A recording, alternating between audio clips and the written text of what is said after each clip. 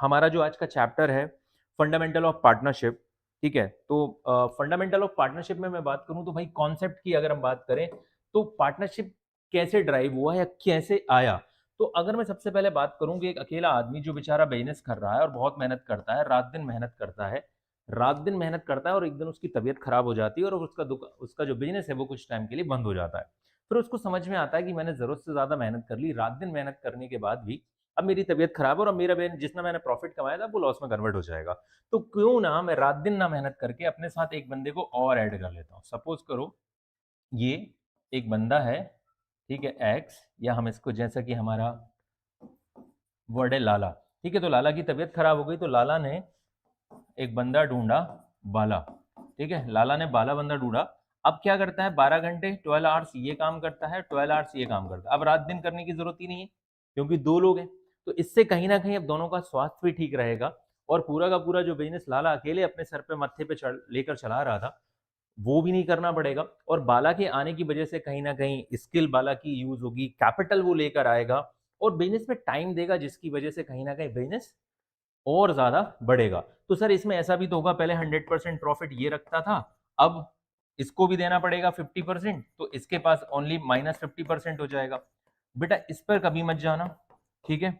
तुम्हारा 100%, मेरा 100%, ठीक है। किसी रिच पर्सन की बात करें लाइक मुकेश अंबानी के 1% से भी ज्यादा है, ठीक है। उसका 1% हमारे 100% से भी ज्यादा है। तो अगर इसके आने के बाद प्रॉफिट परसेंटेज आपका 50 हो जाता है, बट अभी आप 5 लाख रुपए अर्न कर रहे थे और बाला के आने के बाद अगर 12 लाख रुपए अर्न करने लगे तो आपको पहले से तो ज्यादा ही मिलेगा ना। तो ये कभी मत सोचना कि प्रॉफिट परसेंटेज कम हो जाएगा, आपको ये देखना है कि ओवरऑल प्रॉफिट बढ़ेगा कि नहीं बढ़ेगा, ठीक है। इसीलिए जो कॉन्सेप्ट पार्टनरशिप का ड्राइव हुआ कि एक जो अकेला बंदा बिजनेस करता था, सोल प्रोप्राइटर, उसकी जो कमियां थी, उसके जो ड्रॉबैक थे, उनको खत्म करने के लिए पार्टनरशिप ने जन्म लिया।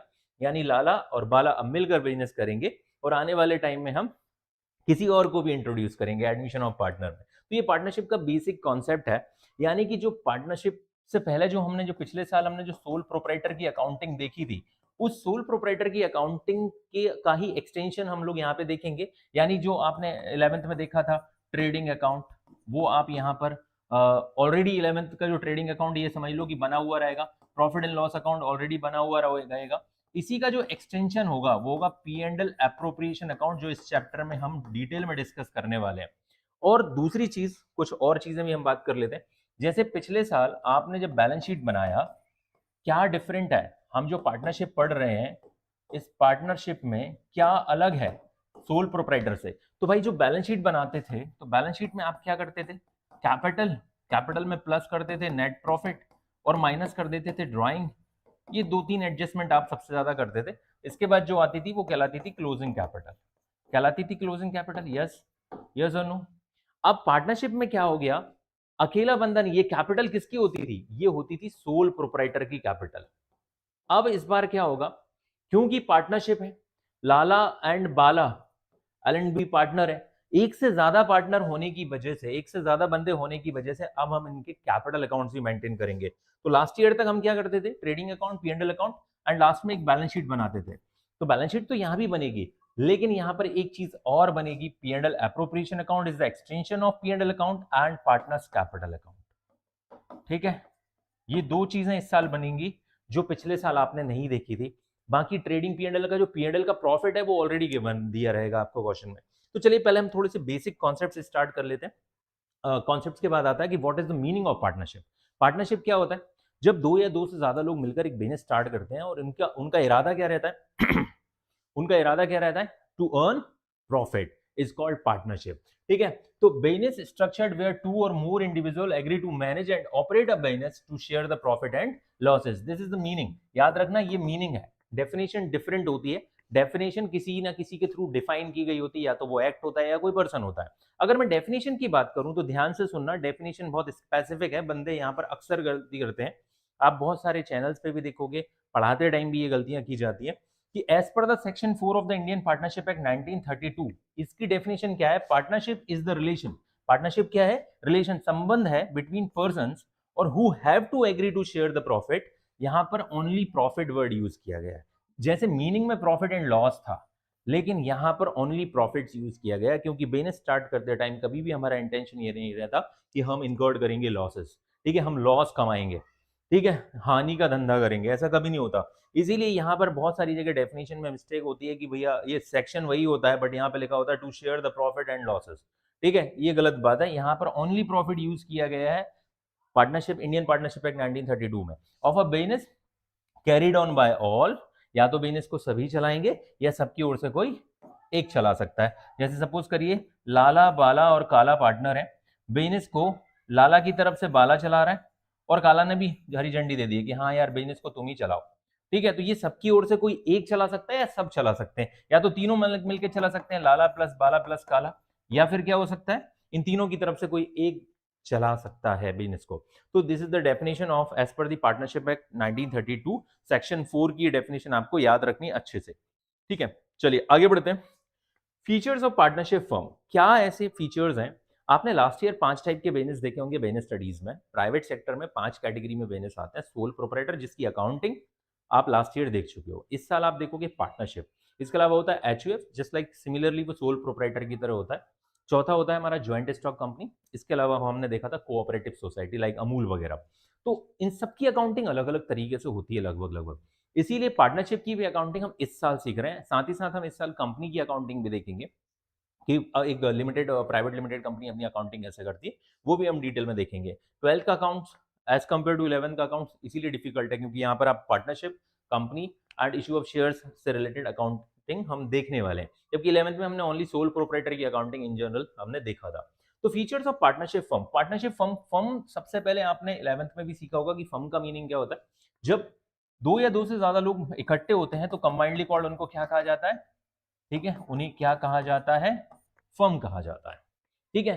तो क्या है पार्टनरशिप फर्म के फीचर्स, सबसे पहले अगर मैं बात करूं टू और मोर पर्सन, ठीक है, आपके इसमें मिनिमम कितने लोग होंगे, मिनिमम 2, ठीक है, मिनिमम कितने लोग होंगे 2। मैक्सिमम की जब बात की जाएगी तो मैक्सिमम कितने होंगे, याद रखना आपको आंसर 50 ही याद रखना है।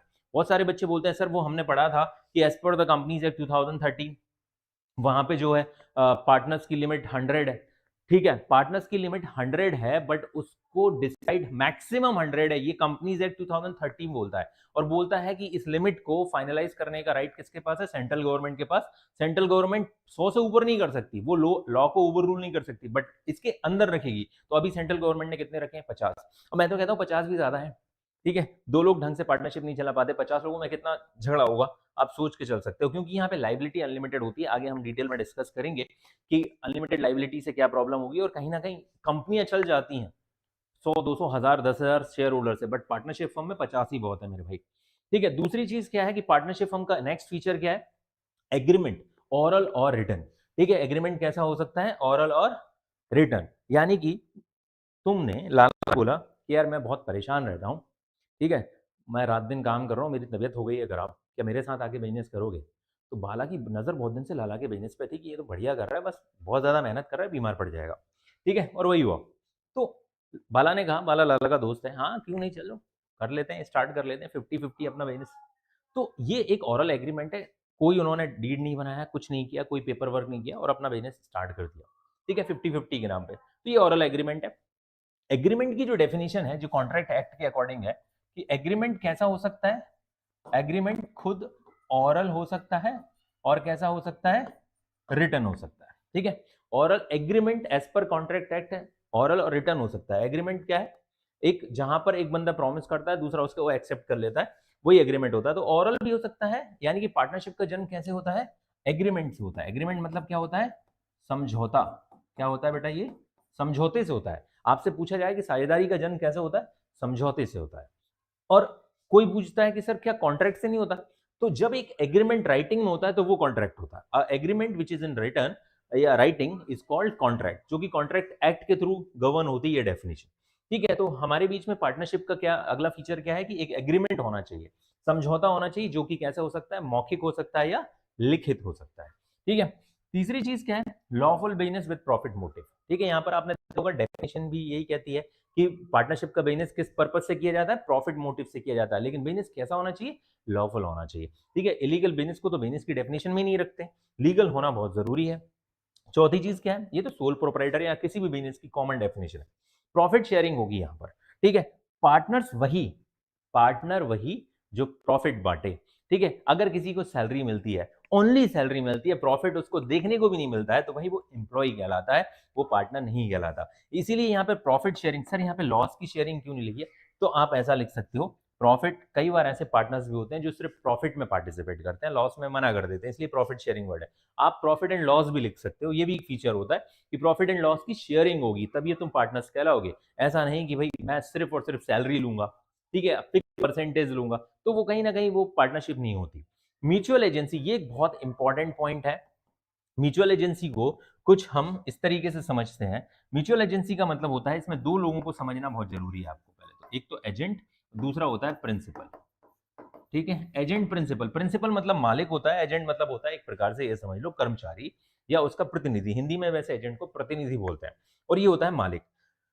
अगर सपोज करो यहां पर लाला एंड बाला, दो लोगों की बात करता हूं मैं, ठीक है। बाला, लाला ने बाला के एब्सेंस में कोई भी काम किया, बाला के एब्सेंस में लाला ने कोई भी काम किया, दोनों पार्टनर हैं, तो बाला इन दैट के केस प्रिंसिपल बन जाएगा। उसने अगर कुछ सही भी किया हो लाला ने या गलत किया, उसके लिए बराबर से रिस्पॉन्सिबल है, मना नहीं कर सकता है।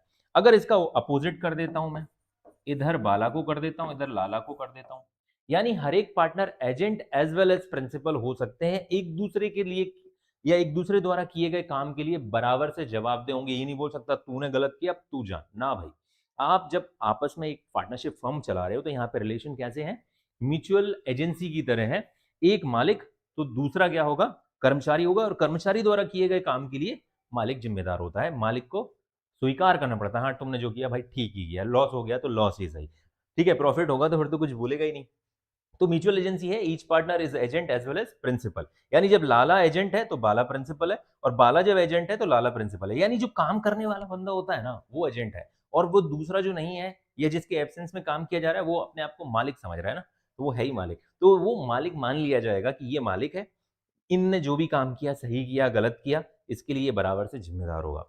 नेक्स्ट और लास्ट हमारा फीचर क्या है, अनलिमिटेड लाइबिलिटी।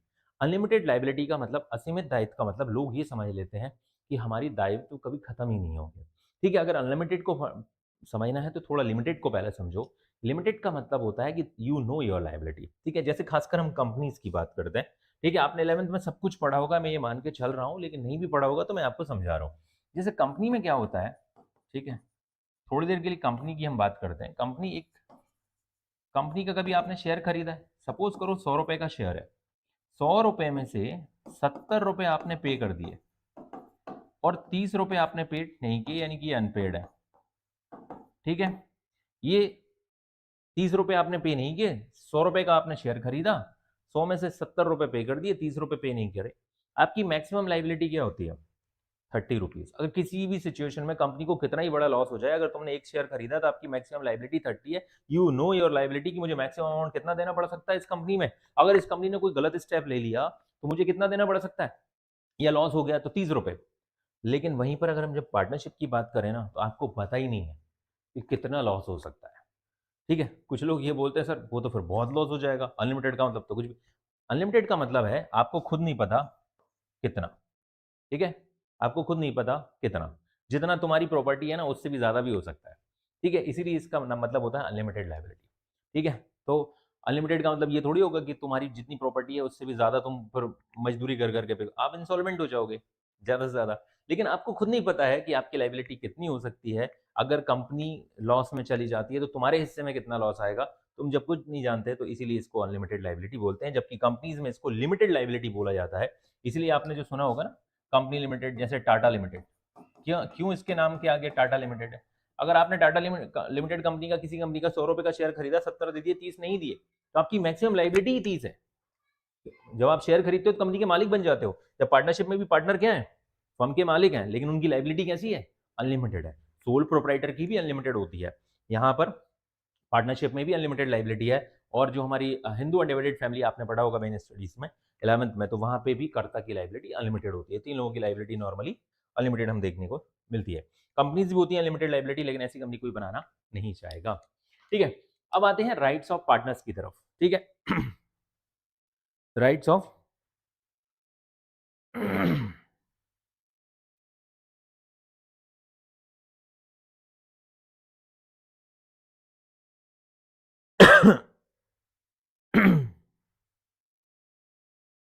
चलिए, राइट्स ऑफ पार्टनर्स की तरफ आते हैं कि एक फर्म में पार्टनर्स के पास क्या क्या राइट्स हो सकते हैं। क्या क्या राइट हो सकते हैं? अधिकार, यानी कि एक साझेदार के कौन कौन से अधिकार हो सकते हैं। तो सबसे पहले अगर हम बात करें तो एक पार्टनर का अधिकार है कि share profit and loss in the agreed ratio. ठीक है, उसका जो रेशियो, जो अनुपात निर्धारित किया गया है, उस अनुपात में वो अपना हिस्सा ले लेगा।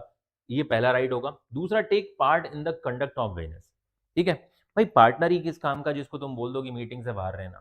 ठीक है, या मीटिंग चल रही है, अंदर 4 पार्टनर है, एक को बाहर कर दिया, बोले तुम बाहर ही रहो। ऐसा नहीं ना, वो भी बिजनेस के मैनेजमेंट में, कंडक्ट में पार्ट ले सकता है। ठीक है, लेगा, उसके पास अधिकार है ये।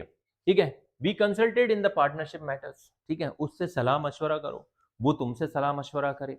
ठीक है, ऐसा नहीं कि उसको पूछना ही बंद कर दिया आपने, फिर वो बेचारा क्या, पार्टनर उसको निकाल ही दो इससे अच्छा, या वो निकल ही जाए, इतनी बेइज्जती थोड़ी ना चाहेगा।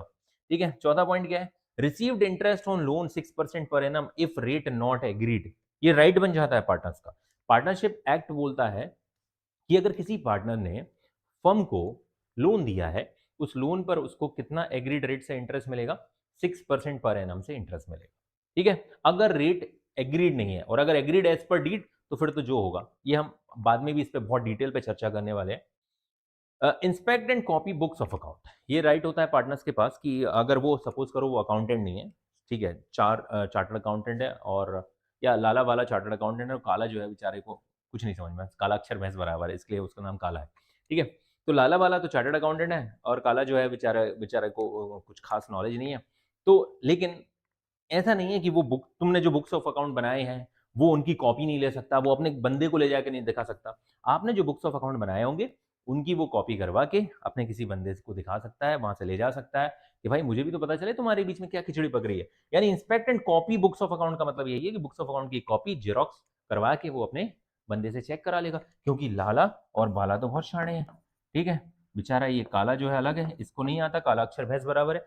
ठीक है, इसलिए इसने क्या किया, ये बुक्स ऑफ अकाउंट की कॉपी करवा के अपने दोस्त, ठीक है, किसी अपने दोस्त के पास चला जाता है, जो कि ऑलरेडी या तो सीए है, सीएमए है, या सीपीए, जो भी है भाई, अच्छे अच्छा मतलब उसको नॉलेज है चीजों का, फिर वो बताएगा इन दोनों के बीच में क्या खिचड़ी पक रही है। फिर है disallowed admission of new partner. ठीक है, जैसे लाला प्लस बाला प्लस काला 3 पार्टनर थे। ठीक है, अब लाला जो कहता है कि भाई देखो मेरी तबीयत खराब होती रहती है, मैं अपने बच्चे को अपनी जगह लाना चाहता हूँ, मैं अपने दोस्त को अपनी जगह लाना चाहता हूँ, तो इन दैट केस बाला और काला मना कर सकते हैं। ठीक है, ये राइट है उनको कि वो डिसअलाउ कर दें admission of a new partner. ऐसा नहीं कि उनके साथ लागू नहीं होता, कोई भी पार्टनर नया पार्टनर लेकर आता है, रिमेनिंग पार्टनर्स मना कर सकते हैं कि नहीं, नया बंदा नहीं आएगा, ये हमारा अधिकार है, नए बंदे को एडमिशन जबरदस्ती फॉर्म में घुसाने से हम रोक सकते हैं। सर अगर सारे ही एग्री हैं तो कहते हैं ना, मियाँ बीवी राजी क्या करेगा काजी, वैसा वाला हाल है फिर तो भाई। अगर लाला वाला काला तीनों एग्री हैं कि चौथा बंदा आ जाए, ठीक है, तो फिर क्या दिक्कत है, फिर तो झगड़े की बात ही नहीं है। वो डिसअलाउ कर सकते हैं admission of a new partner. अगर एक बंदा मना करता है ना तो फिर नहीं होगा, अगर सारे ही राजी हैं तो फिर तो भाई राजी तो राजी। ठीक है, joint owner of partnership property, कोई एक मालिक थोड़ी ना होगा, जिसने जितनी कैपिटल लगाई है पार्टनरशिप फर्म में, जो एसेट्स हैं उनके सभी वो मालिक होंगे। ये पार्टनर्स वैसे भी मालिक होते हैं, जिस रेशियो में कैपिटल लगाया हुआ उसी रेशियो में नॉर्मली हम वो एसेट्स के मालिक होते हैं, और उन एसेट्स को पर्सनली यूज ना करें, ये राइट होता है दूसरे पार्टनर्स का। ठीक है, जैसे सपोज करो लाला जो है ना, फर्म की जो है वो उठा के कार चल देता है, बोले फर्म की तो है, तो बाला और काला उसको मना कर सकते हैं कि ये फर्म की प्रॉपर्टी है, इसको फर्म के पर्पस के लिए यूज करना है। फर्म, अगर फर्म का इसमें फायदा हो रहा है तो यूज करो, नहीं तो यूज मत करो। तो these are the rights of partner. आपको इनमें से कोई भी 4-5 राइट्स आपके सिलेबस के अकॉर्डिंग आपको याद रखने, सो दैट आपके एग्जाम में जितने मार्क्स में आएगा उतने में आप लिख सकते हैं। अब बात करते हैं पार्टनरशिप डीड की। जैसे मैंने आपको बताया था कि पार्टनरशिप का जन्म कैसे होता है, एग्रीमेंट से होता है। एग्रीमेंट मतलब समझौते से होता है। पार्टनरशिप का जन्म कैसे होता है बेटा? समझौता या समझौते से होता है, ना कि अनुबंध से। अनुबंध कॉन्ट्रैक्ट होता है। कॉन्ट्रैक्ट क्या होता है? जब एक एग्रीमेंट रिटर्न हो जाता है, कैसा हो जाता है?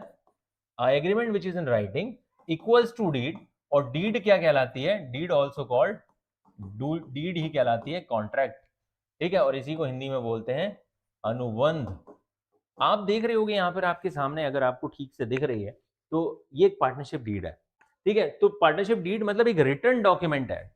अगर आपका रिटर्न एग्रीमेंट, यहाँ पे वर्ड क्या लिखा है, a return agreement containing the terms and condition, deed में क्या होती है, समझौते में क्या होगा भाई, जिन चीजों पर, मैंने आपको इन जनरल याद रखने का तरीका बताता हूँ कि जिन जिन चीजों पे पार्टनर्स फ्यूचर में झगड़ सकते हैं, किसी भी पॉइंट पर पार्टनर्स अगर फ्यूचर में झगड़ सकते हैं, तो वो सारे पॉइंट्स क्या कहलाएंगे, पार्टनरशिप डीड के कंटेंट कहलाएंगे, ठीक है। तो terms and conditions of the partnership, it helps to avoiding the future dispute, भविष्य में जब भी झगड़ा होगा ये डीड एक सॉल्यूशन की तरह काम करेगी, झगड़े के निपटारे के तौर पर काम करेगी, ठीक है। Also called as article of partnership या पार्टनरशिप कॉन्ट्रैक्ट, पार्टनरशिप बायलॉज, इन सब नाम से जानी जाती है। यहाँ पर आपके पास एक एग्जाम्पल दे रखा है कि डीड कुछ इस तरीके की देखने को दिख सकती है, ठीक है। This deed of partnership is made executed on first day of April 2024, ठीक है, बाय एंड बिटवीन, दो लोगों के बीच में यहाँ पर हो रही है, ठीक है, राहुल शर्मा एंड अमित वर्मा के बीच में हो रही है। सारे कंटेंट्स, कौन कौन सी चीजों पे झगड़ा हो सकता है, कि फर्म का नाम क्या रहेगा, ठीक है, नेचर ऑफ बिजनेस क्या रहेगा, कैपिटल कंट्रीब्यूशन क्या रहेगा, कौन कितना पैसा लगाएगा, प्रॉफिट एंड लॉस कैसे बांटा जाएगा, यानी पार्टनरशिप डीड के कंटेंट आपको कैसे याद रखने हैं, जिन जिन चीजों पे हम भविष्य में झगड़ सकते हैं। बच्चों से पूछो कि डीड में क्या पॉइंट होना चाहिए, तो सबसे पहले ही वो फोर्थ पॉइंट उठाते हैं, सर प्रॉफिट एंड लॉस कैसे बटेगा, ठीक है। बेटा इससे पहले भी बहुत सारी चीजें होती हैं, फर्म का नाम, ठीक है, पार्टनर्स के नाम, फर्म के नाम, देखो सबसे पहले आपने क्या देखा, पार्टनर्स के नाम ऑलरेडी मेंशन कर दिए, name and address of the firm, फिर नेचर ऑफ द बिजनेस, ठीक है, the firm shall carry on the business of retail trading business, nature बताओ ना किस टाइप का आप बिजनेस करोगे, पता चल रहा है कुछ और सोच के बैठे हैं हम लोग, अलग अलग चीजें। इसके अलावा प्रॉफिट एंड लॉस शेयरिंग हो गया, interest on capital, interest on drawing, ठीक है, सैलरी कमीशन ऑफ पार्टनर, ये सारी चीजें, ठीक है, ड्यूटीज एंड राइट्स भी मेंशन करो, नया पार्टनर आएगा तो उसका एक एंट्री कैसे होगा, गुडविल का वैल्यूएशन कैसे होगा, ड्यूरेशन, कभी कभी पार्टनरशिप एक फिक्स टाइम पीरियड के लिए होती है तो वो भी मेंशन करो। ऐसा होता है ना, लाला सोच रहा है कि मैं बिजनेस को 10 साल तक बस इसके साथ चलाऊंगा, इसके बाद मेरा बच्चा बड़ा हो जाएगा, फिर तो उसको एंट्री ले लूंगा, बाला में लात मार दूंगा, है ना, ऐसा नहीं चलेगा बेटा, है ना। आप बताओ कि पार्टनरशिप कितने टाइम के लिए हो रही है, ठीक है, कहीं वो बाला सोच के आ रहा है, अब तो मरने कहते हैं ना, वो जीने मरने की कसमें साथ में खा रहे हैं, अब तो साथ में बिजनेस करेंगे, जब तक मरेंगे जब तक लाला और बाला हम साथ में काम करेंगे, लाला कुछ और सोच के बैठा है, इसलिए ड्यूरेशन मेंशन करो, ठीक है।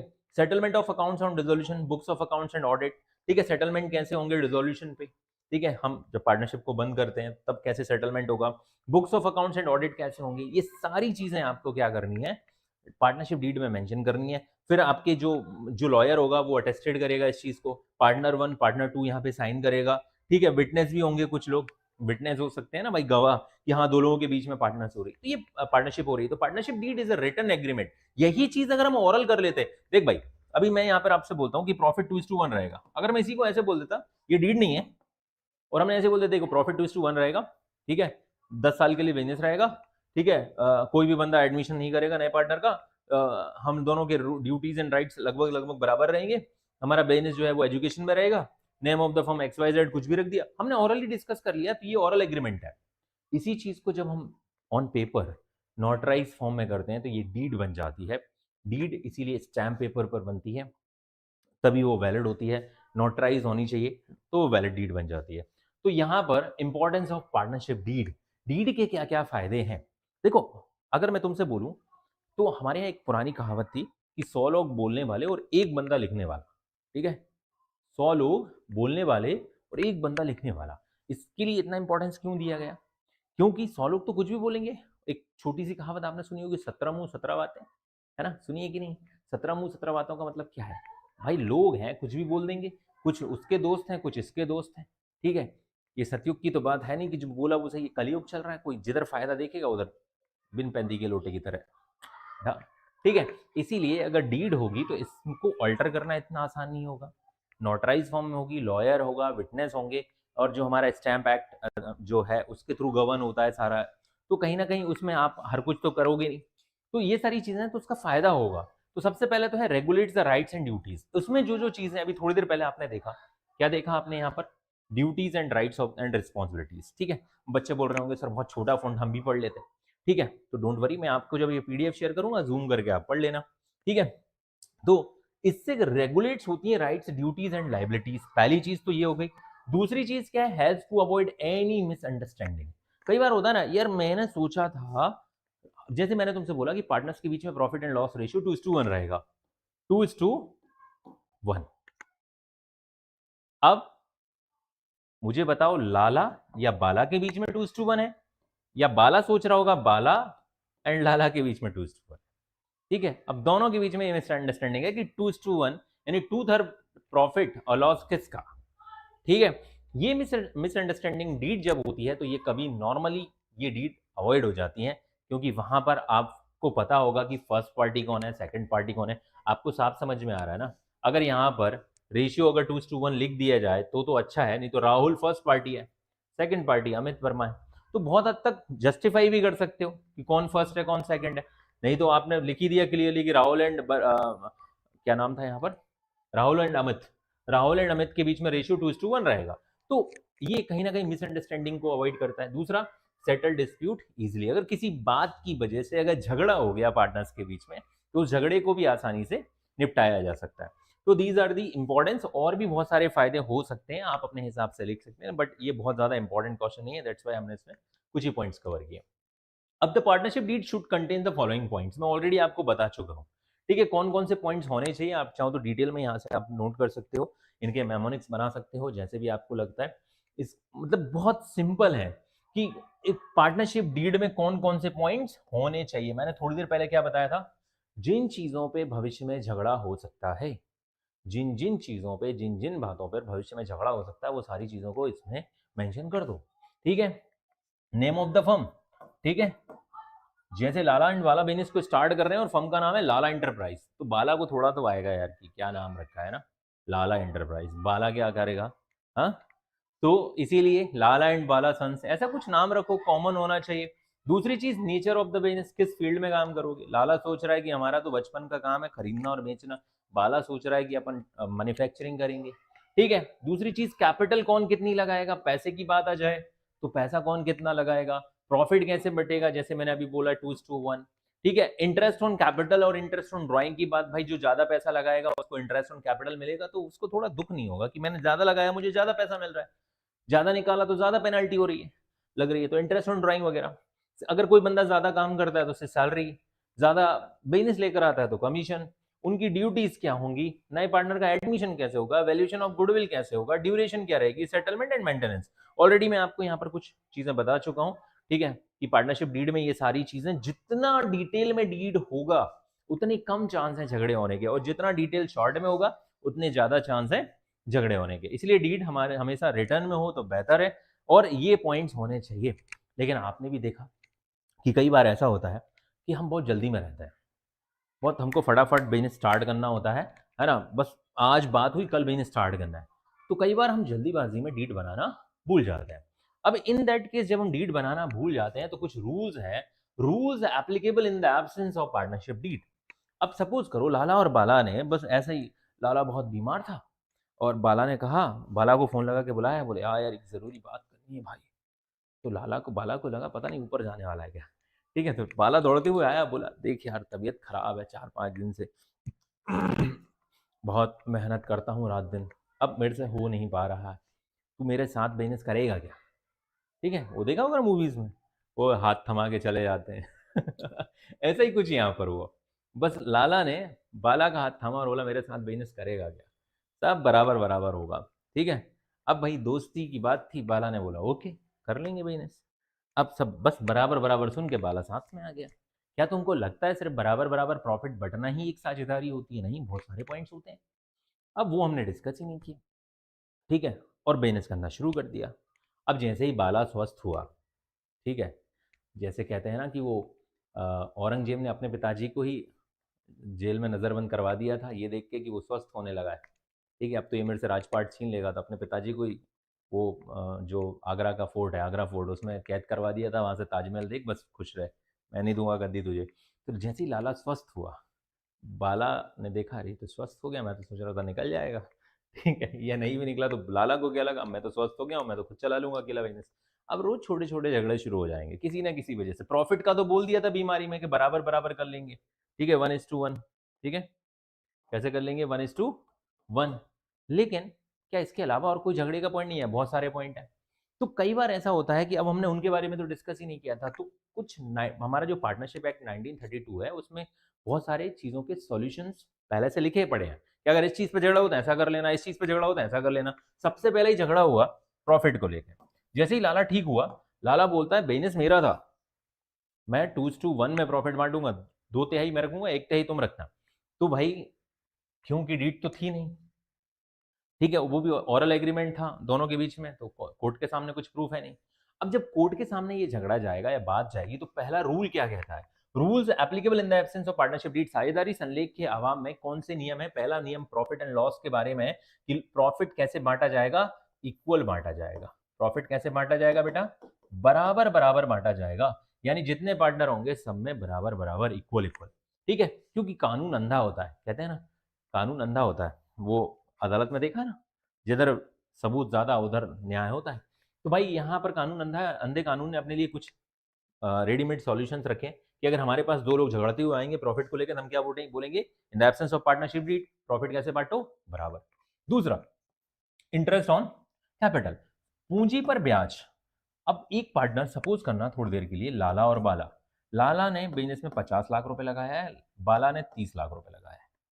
अब लाला चाहेगा कि पूंजी पर ब्याज मिले, क्योंकि मैंने, यानी इंटरेस्ट ऑन कैपिटल मिले, क्योंकि मैंने ज्यादा कैपिटल लगाई है, अगर मिलेगा तो मुझे ज्यादा मिलेगा, इसको कम मिलेगा। लेकिन पार्टनरशिप डीड एब्सेंट है, तो in that case no interest on capital, no IOC, interest on capital. साझेदारी संलेख के अभाव में पूंजी पर ब्याज नहीं दिया जाएगा। इंटरेस्ट ऑन ड्राइंग, अब इसमें भी हो सकता है लाला और बाला, लाला ने 1 लाख रुपए निकाला, बाला ने नया नया बिजनेस शुरू किया है, लाला ने निकाल डाले 5 लाख रुपए। ठीक है, तो लाला फिर चाहेगा कि इंटरेस्ट ऑन ड्राइंग चार्ज कर लिया जाए, सो दैट बाला पे थोड़ा सा ना, बाला को अकल ठिकाने आ जाएगी। इन दैट केस अगेन लॉ क्या बोलता है? जब इंटरेस्ट ऑन कैपिटल निल है तो आईओडी भी कैसा होगा? No IOD. ठीक है, nil. Interest on drawing, no interest on drawing. ठीक है, salary to a partner, salary and commission भी लिख लो यहां पर। अगर कमीशन और सैलरी की बात आएगी तो इसको भी नहीं दिया जाएगा। In the absence of partnership deed कोई पार्टनर सैलरी की डिमांड नहीं कर सकता, और डिमांड करेगा तब भी उसको कुछ नहीं मिलने वाला। कोई पार्टनर कमीशन की डिमांड नहीं कर सकता। जैसे लाला बोल सकता है ना, भाई मैं पुराना बंदा हूँ, या बिजनेस में मैं 14 घंटे काम करता हूँ, तुम 8 घंटे 10 घंटे काम करते हो, तो मेरे को सैलरी मिलनी चाहिए। नहीं, तो वो तुमको जज साहब से बोलो, जज साहब फिर तो मैं भी 12 घंटे काम करूंगा, ये भी करे 12 घंटे। तो बोले हाँ करो 12 घंटे। फिर बाला बोलेगा नहीं मैं तो 10 ही करूंगा, तो लाला को बोलेगा तुम भी कर लो 10 घंटे, 4 घंटे बिजनेस को बंद कर लो। लेकिन भैया no salary no commission. Interest on loan, ये अभी थोड़ी देर पहले मैंने आपको बताया था।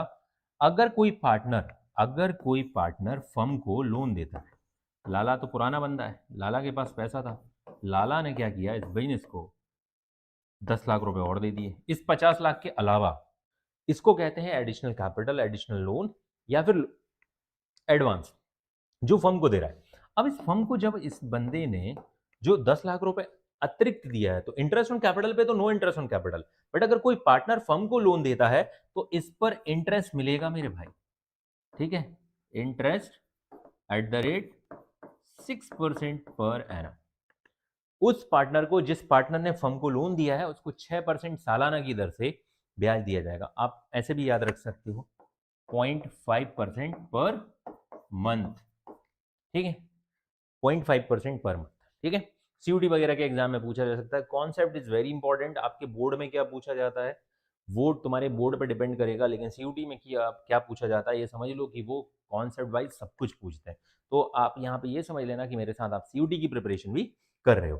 ठीक है, अगर एक फर्म किसी पार्टनर को लोन दे देती है, तो याद रखना, ठीक है, जैसे यहां पर हमने कर लिया बाला को। अब लाला के बाद बाला, बाला नया नया आया, उसको पैसे की जरूरत पड़ती रहती है। बाला ने 5 लाख रुपए फर्म से ले लिए, याद रखना इस पे नो इंटरेस्ट। ये कहलाता है लोन टू पार्टनर, और ये कहलाता है loan by partner. Loan by partner पे 6% पर एनम का इंटरेस्ट मिलेगा इस बंदे को जिसने लोन दिया। लेकिन अगर किसी बंदे ने फर्म से लोन लिया है तो उस पर एज अ पेनाल्टी आप चार्ज नहीं कर सकते interest. No interest charge on loan to partner, आप इस पर किसी प्रकार का इंटरेस्ट चार्ज नहीं करोगे। दूसरी चीज, एडमिशन ऑफ न्यू पार्टनर, नए पार्टनर का एडमिशन कैसे होगा? तो नए पार्टनर का एडमिशन साझेदारी समझौते से होता है। अब साझेदारी समझौता अगर नहीं है, पार्टनरशिप डीड एब्सेंट है, तो याद रखना जब तक सारे पार्टनर एग्री नहीं होंगे तब तक नए पार्टनर का एडमिशन नहीं होगा। अगर लाला और बाला पार्टनर हैं, इनमें से कोई भी एक बंदा अगर पार्टनर लेकर आ रहा है और एक बंदा डिनाई कर रहा है कि मुझे नहीं एंट्री दिलानी है, मुझे उसको नहीं अपने बिजनेस में इंक्लूड करना है, तो वो पार्टनर बिजनेस में नहीं आएगा। तभी आएगा जब दोनों राजी हो जाएंगे। और खुद सोच के देखो, जब दो बंदे राजी हो जाएंगे तो इसको झगड़ा बोलोगे क्या आप? अरे, अंडरस्टैंडिंग से तो पूरा दुनिया चल रही है मेरे भाई। ठीक है, अगर इन दोनों के बीच में अंडरस्टैंडिंग है, लाला और बाला, माना कि रूल्स एब्सेंट है कि पार्टनर्स का एडमिशन कैसे होगा, लेकिन इन दोनों के बीच में अंडरस्टैंडिंग है कि आने दो यार काला को, वो भी कुछ कैपिटल लेकर आएगा ही, बिजनेस को संभालेगा ही, फिर 8-8 घंटे काम करेंगे, अभी 16-12-12 घंटे काम कर रहे थे। तो यहाँ पर काला की एंट्री होगी बगैर किसी झगड़े के, दोनों जब एग्री हैं। लेकिन अगर एक भी एग्री नहीं है तो फिर झगड़ा कहलाता है वो। झगड़ा कब होता है? ठीक है, मैंने बोला ऐसा, तुमने बोला वैसा, तो झगड़ा होगा। ठीक है, दोनों ऐसा ही ऐसा बोल रहे हैं तो नहीं होगा ना मेरे भाई। तो एडमिशन ऑफ न्यू पार्टनर कैसे होगा? कंसेंट के साथ होगा, दोनों की कंसेंट होगी, दोनों एग्री होंगे। अगर एग्री नहीं है तो एडमिशन नहीं होगा। ऐसे आपको याद रखना है। ठीक है, याद रखना ये सब पॉइंट्स तब एप्लीकेबल होते हैं जब पार्टनरशिप डीड नहीं होती है। अगर पार्टनरशिप डीड है तो फिर तो ये झगड़े होने के लिए, झगड़ों का सॉल्यूशन ही किससे मिलने वाला है, हमने ये पहले ही पढ़ लिया कि डीड के फायदे क्या हैं। ठीक है, तो होप्स हो कि आपको ये बात समझ में आ गई होगी कि क्या क्या बेनिफिट्स हैं डीड के। ठीक है, आगे बढ़ते हैं। ठीक है, आगे बढ़ते हैं। Question based on rules applicable in the absence of partnership deed. अब फटाफट कुछ क्वेश्चन देख लेते हैं। जो मैंने आपको ये टॉपिक पढ़ाया है बहुत इंपॉर्टेंट टॉपिक है, इसी पर बेस्ड बहुत सारे क्वेश्चन हम आगे देखेंगे। फिलहाल में कुछ क्वेश्चन हम यहाँ पे देख लेते हैं। ठीक है, क्वेश्चन 1 है, in the absence of partnership deed how the following matters resolve. कैसे रिजॉल्व करोगे? सैलरी ऑफ पार्टनर्स क्या देते हो? नहीं, अभी हमने थोड़ी देर पहले बोला no. Interest on partners capital, आपका आंसर क्या होना चाहिए? No, no interest on capital. ठीक है, नो आईओसी। ठीक है, इंटरेस्ट ऑन पार्टनर्स लोन, आपको अभी अब थोड़ी देर पहले ही बताया है, eight the rate 6% per annum. ठीक है, प्रतिवर्ष। डिवीजन ऑफ प्रॉफिट कैसे होगा? इक्वल होगा, बराबर बराबर होगा। जैसे 1:1:1:1:1, 3 पार्टनर है तो 2 है तो 1:1। इक्वल मतलब बराबर, बराबर मतलब बराबर भाई, कितनी एक लगा दो, यहाँ पे 4 पार्टनर होंगे तो 1:1:1:1 होगा। इंटरेस्ट ऑन पार्टनर्स ड्रॉइंग, याद रखना ये थोड़ी देर पहले ही बताया था आपको, no IOD, no interest on drawing. ठीक है, interest on loan by partner, interest on partners loan और interest on loan by partner. ठीक है, ये यही चीज है, एट द रेट 6% पर है। ठीक है, दूसरा interest on loan to partners. ठीक है, no, no interest on loan. ठीक है, इसका आंसर क्या होगा? अगर किसी पार्टनर ने लोन लिया है हमसे तो वो ड्राइंग की तरह ट्रीट होगा और उस पर भी ड्राइंग का ही प्रोविजन एप्लीकेबल होगा। तो बस ये हो गई चीज़ें, ये क्वेश्चन सॉल्व हो गया। आपको ऐसे याद रखना है। ठीक है, आपको यहाँ पर ऐसे याद रखना है, नो क्या है? No IOC, IOD, salary and commission. ठीक है, कितनी चीजें कवर हो गई इसमें? 1 2 3। ठीक है, 3 पॉइंट इसमें कवर हो गए।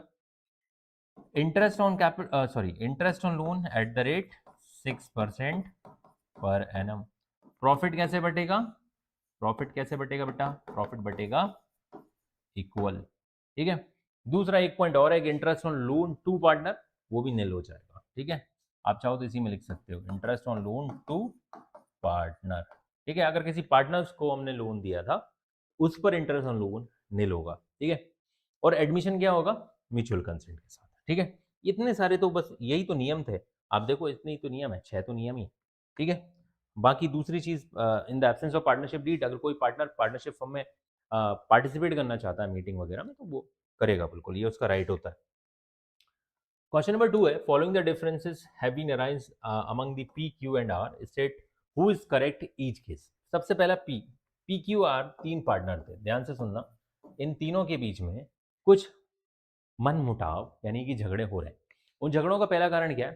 P use ₹20,000 belongings to the firm. ठीक है, सपोज मैंने आपको थोड़ी देर पहले ही बताया था कि फर्म की कोई एसेट है। ठीक है, फर्म की कोई एसेट है, उस एसेट्स को यूज कर रहा है पी। ठीक है, belongings to the firms and earn a profit of 5,000। और सपोज करो कार थी, हम टैक्सी चलाते थे, हमारे पार्टनर्स, हमारी XYZ लाला एंड वाला टूर एंड ट्रेवल्स के नाम से, ठीक है।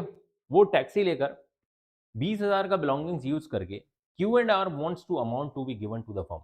तो बताओ मुझे, क्या ये जो बंदे ने पी ने जो यूज करा है 20,000 का बिलोंगिंग, जिससे उसने 5,000 का प्रॉफिट अर्न किया है, क्या Q&R की डिमांड सही है कि भाई ये 5,000 रुपए तुम लाकर कहाँ पर डालो, फर्म को दो? Yes, P Q&R is correct, क्योंकि वो फर्म की एसेट्स थी और फर्म की एसेट्स को फर्म के लिए उपयोग करना जरूरी है। आपने पर्सनल उपयोग की, अब उससे जो भी फायदा होगा वो फर्म में जाएगा, ठीक है। दूसरा, Q use ₹5,000 belongings to the firm and incurred a loss, ये लॉस है मेरे भाई, ठीक है, loss of ₹1,000 and he wants to firm to bear the loss. अब बताओ मुझे, इस फर्म के एक एसेट्स को आपने यूज किया, किसने यूज किया? 5,000 के एसेट्स को क्यू ने यूज किया और इसकी वजह से उसको लॉस हुआ। कितने का लॉस हुआ? 1,000 रुपए का। अब वो चाह रहा है कि ये लॉस फर्म बियर कर ले। तुम ये बताओ, तुमसे किसने बोला था फर्म के एसेट्स को? याद रखना, फायदा होगा तो फर्म में लेकर आना, लॉस होगा और तुमने अपनी मनमर्जी दिखाई थी, तुम खुद बियर करोगे। लिखा है कि use ₹5,000 belongings to the firm and incurred a loss of 1,000, he wants to the firms to bear the loss. अब इससे पहले तो लाला अपनी कार लेके गया था टूर एंड ट्रेवल्स की और उससे प्रॉफिट कमाया था। अब ये बंदा क्यू जो है ना, कार लेकर गया फर्म की या कुछ भी लेकर गया और मार्केट में जो बगैर लाइसेंस और बगैर हेलमेट के गाड़ी चला रहा था, लग गया पेनल्टी 1,000 रुपए का। तो भाई ये उसका पर्सनल होगा, इसमें फर्म का कोई रोल नहीं है। सी क्या है? सी पॉइंट है, P and Q wants to purchase goods from A limited. यहाँ पर पी एंड क्यू ये चाहते हैं कि हम कुछ गुड्स खरीदते हैं ए लिमिटेड से। R does not agree, R agree नहीं हो रहा, आर को लग रहा है ये पक्का कुछ कमीशन खोरी करेंगे। तो बताओ क्या आर का कहना सही है? तो यहाँ पर आंसर थोड़ा ना आपको डिप्लोमेटिक तरीके से देना पड़ेगा। भाई आर मना क्यों कर रहा है, किस ग्राउंड पे मना कर रहा है? अगर फर्म का मना करने से फर्म का कुछ फायदा हो रहा है तो आर वैलिड है। बट आर क्या मना करना सिर्फ इसलिए जरूरी है क्योंकि, जैसे पी क्यू आर में से आर ने बोला कि पी क्यू ने बोला आर से कि यार 4 पेन चाहिए, मार्केट से जाके ले आओ। आर बोला मुझे नहीं पता दुकान कहाँ है। तो पी एन क्यू ने बोला जाओ वो अपने मामा की दुकान से ले आओ। आर मना कर रहा है, अरे मामा का फायदा हो जाएगा, ठीक है। तो ये बताओ क्या पी एंड क्यू गलत है? जरूरी नहीं ना, या तो आर खुद करे उस काम को, नहीं तो भाई दूसरी चीज मना करने का रीजन क्या है? सिर्फ और सिर्फ इसलिए कि वो मामा की दुकान है? नहीं ना, आप अगर मामा की दुकान से 1 रुपए कम में लाओ चीजें तो और अच्छा है, ज्यादा में आ रही है तो फिर गलत बात है। तो इसीलिए यहाँ का आंसर होगा मे और मे नॉट, ठीक है। मतलब वो सही हो भी सकता है और सही नहीं भी, आपको प्रूव करना पड़ेगा। फिर डी क्या है?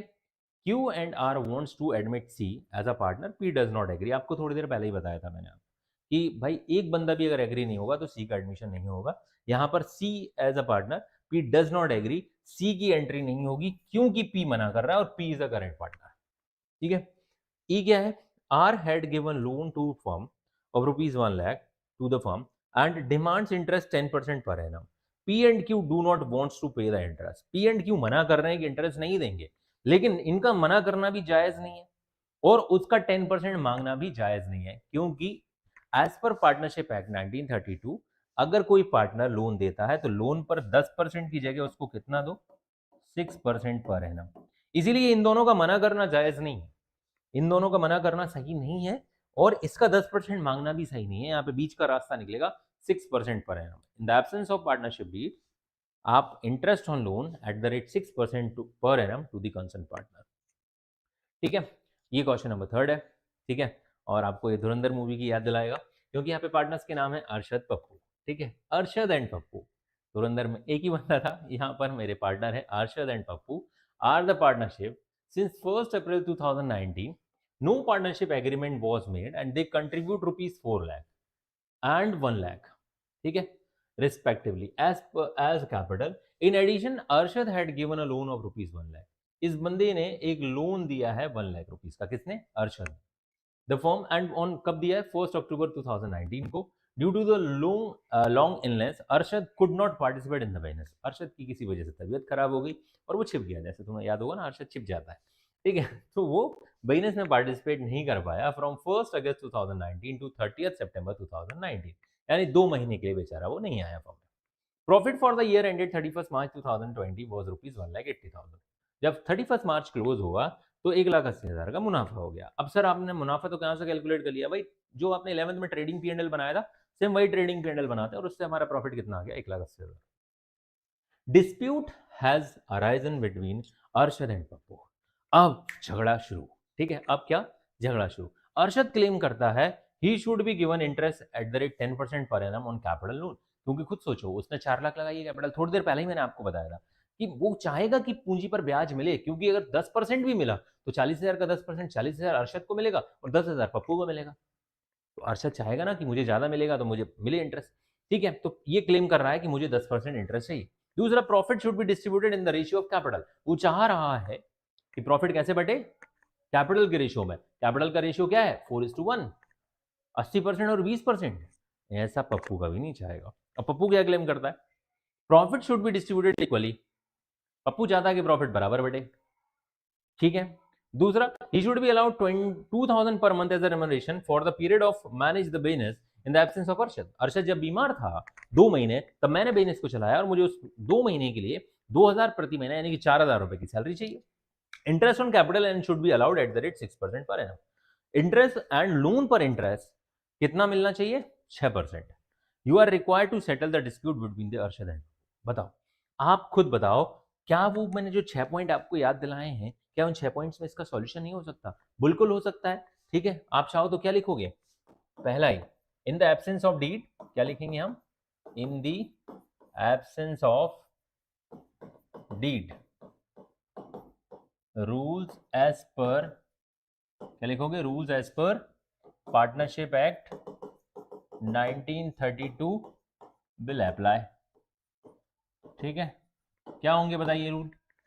सबसे पहला वही होगा, no interest on capital, no interest on drawing. खैर इसकी तो जरूरत ही नहीं थी, चलो मत ना लिखते हैं इसको।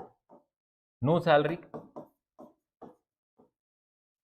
ठीक है, एक तो आईओसी को लेकर झगड़ रहे हैं, एक सैलरी को लेकर झगड़ रहे हैं, तो no salary, no IOC.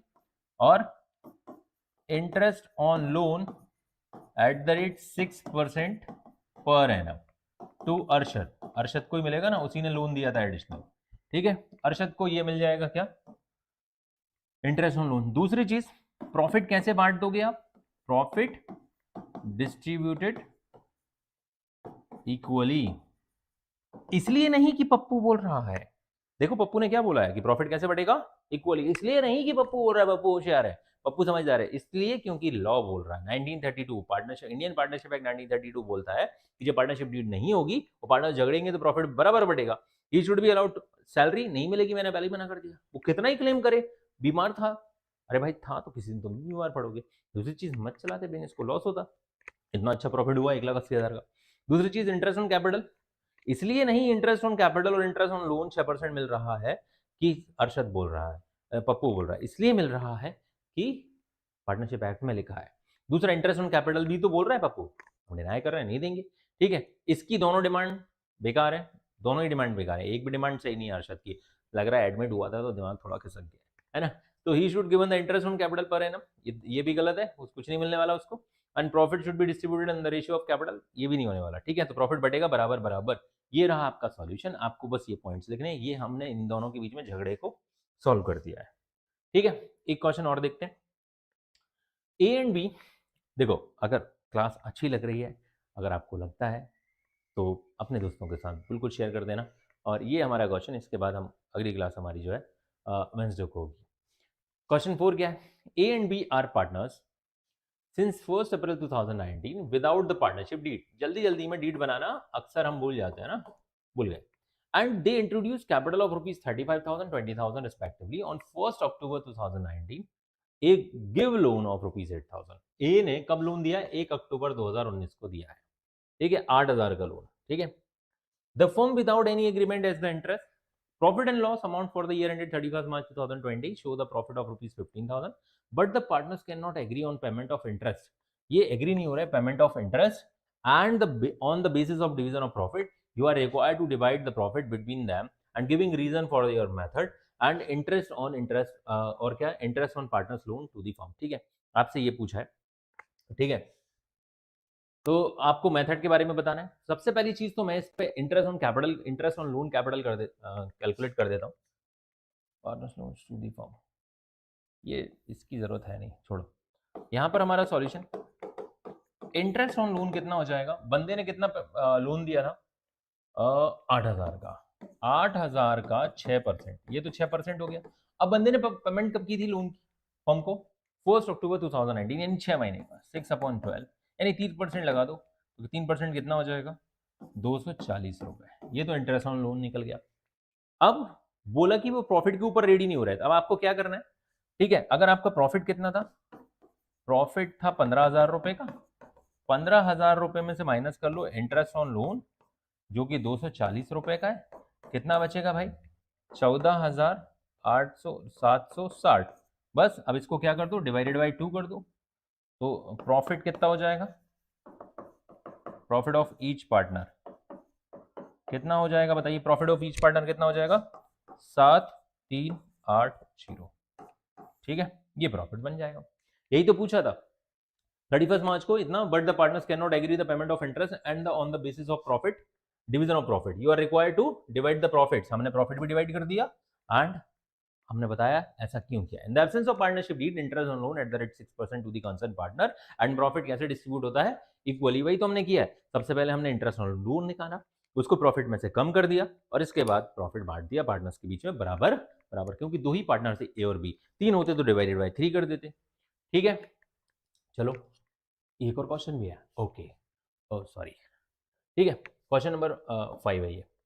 A and B are partners in a firm sharing a profit and loss in the ratio 3:2. They had given loan to the firm of 30,000 in the profit sharing ratio. On 1st October 2019, the partnership deed is silent on interest on loan from partners. Compute the interest payable by the firm to the partners.